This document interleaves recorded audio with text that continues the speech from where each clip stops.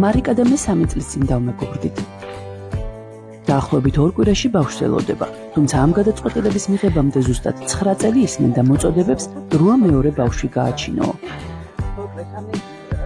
მასთან ინტერვიუს ჩაწერაც იმიტომ გადავწყვიტე, რომ ორსულობის სირთულეებთან ერთად იმ გარემოზეც გველაპარაკა, რომელშიც ყოველდღიურად გვიწევს ცხოვრება.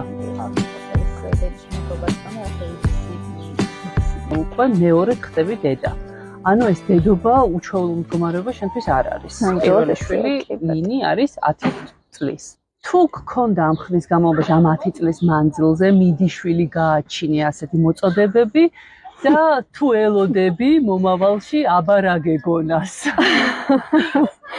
ძალიან აქტუალური და საინტერესო კითხვა. მოკლედ, მთელი 10 წლის განმავლობაში შემიძლია ვთქვა, რომ ძალიან ხშირად იყო. ანუ მალევე არა, რა თქმა უნდა, მაგრამ დაახლოებით 1 წელიწადში გაჩენიდან დაიწყო, რომ მეორეს როდის გეგმავთ და ასე შემდეგ. და ანუ მთელი ამ დროის განმავლობაში, რა თქმა უნდა, იყო მუდმივად, რომ ანუ რატომ მინდედის ერთობისთვის არ გაიმეტო, მეორეს როდის აჩენ, რაღაც.